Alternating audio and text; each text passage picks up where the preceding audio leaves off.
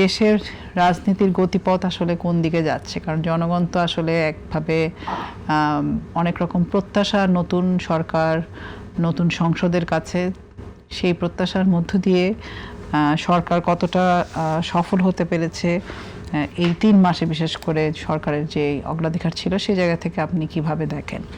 ধন্যবাদ আপনাকে।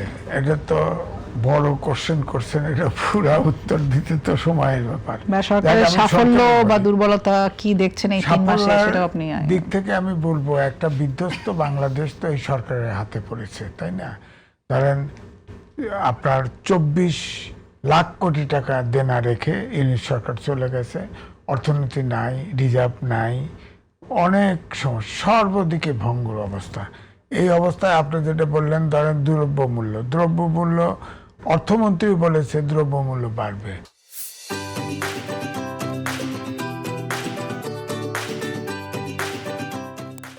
কারণ ধরেন এবার সামনে বাজেট, 9 লাখ কোটি টাকার উপরে বাজেট হবে। এই বাজেটের টাকা কোত্থেকে আসবে? লোন তো শোধ করতে হবে। তারপরে ধরেন আদানির কাছে লোন দেনা ছিল, সেটারও একটা অংশ পেমেন্ট করতে হয়েছে, কিন্তু আদানির তো একটা ইউনিট বন্ধ, আমরা তো পাচ্ছি না। এবং জ্বালানি তেলের দামও বেড়ে যাচ্ছে। তো সুতরাং জ্বালানি হচ্ছে জীবন এবং জীবিকার লাইফলাইন, সুতরাং সব কিছু ঝুঁকির মুখে আছে।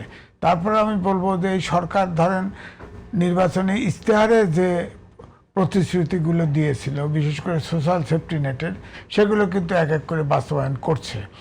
দ্বিতীয়টা হচ্ছে ধরেন আপনার সংসদে যেটা আমরা প্রত্যাশা করেছিলাম, সংসদটা আমাদের প্রত্যাশা আমার কাছে মনে হয় পূরণ হয় নাই। কারণ বিরোধী দল এবং সরকারি দল কুসুম কুসুম সম্পর্ক আছে আমার কাছে মনে হয়েছে।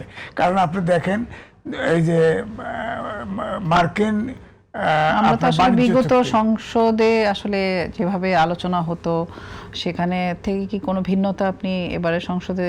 আপনি বলছিলেন কুসুম কুসুম, এটা কি কুসুম কুসুম মানে একটু একটু আমাদেরকে দেখায় বিরোধিতা আছে, কিন্তু আমাকে বলছে এরকম আলোচনা আগে আসলে দেখা যায় নাই।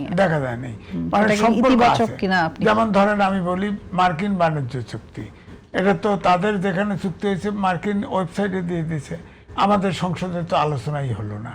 এটা তো বিরোধী দলের দায়িত্ব ছিল যে এটা উত্থাপন করবে। ভালো মন্দ যাই হোক, আমি সেটা বলছি না, কিন্তু এটা তো আলোচনা করার দরকার ছিল। এখন প্রথম দিকে আপনার পররাষ্ট্রমন্ত্রী বলল যে সব দলকে জানিয়েই এটা করা হয়েছে। তখন জামাতের আমির বলেছিলেন, বিরোধী দলের প্রধান, যে আমরা এটা জানি না। পরে তো শোনা গেল যে বাস্তবতার নিরিখে দেখতে হবে, এই কথাটা বলছে, তার মানে পজিটিভ। এখন এ ব্যাপারে আমরা তীব্র কোনো বিরোধিতা অর্থাৎ সংসদে আলোচনাও দেখি নেই। যেমন ধরেন রুমিন ফারহানা উত্থাপন করেছিল, তারপরে বলা হলো, স্পিকার বলল যে আপনাকে নোটিশ দিতে হবে। সেই স্বতন্ত্র প্রার্থী 5 জন এমপির সিগনেচার লাগে নোটিশ করতে, সে নোটিশ নাই, সে কথা বলতে পারে নাই।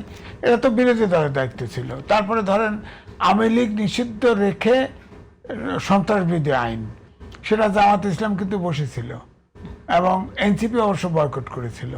তো আইন হয়তো সাবেক পররাষ্ট্র উপদেষ্টা বলছেন এক সাক্ষাৎকারে যে কিচেন ক্যাবিনেট সেই সময় একটা ভূমিকা রেখেছে। না, সাবেক পররাষ্ট্র উপদেষ্টা যেটা বলছেন এটা ঠিক। তিনি বলছেন 3 বার তিনি অ্যাটম নিয়েছে পদত্যাগ করার, তাকে পদত্যাগ করতে দেওয়া হয় নাই।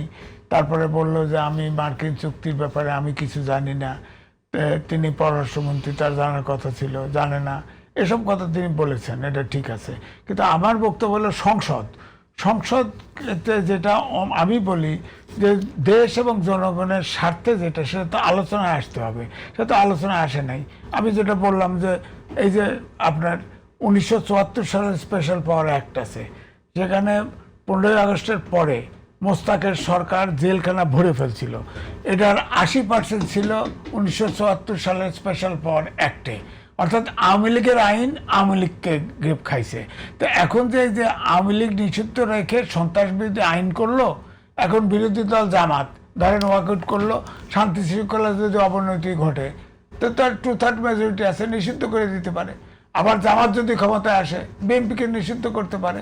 আবার 100 বছর 50 বছর 10 বছর পরে আওয়ামী লীগ যদি আসে নিষিদ্ধ করতে পারে। এই ধরনের ওপেন এন্ডেড, এটাকে আমি কালো আইন বলি। এটা তো প্রতিবাদ হয় নাই, আলোচনা করে নাই। অর্থাৎ এই জন্যই বলছি কুসুম কুসুম সম্পর্ক আছে।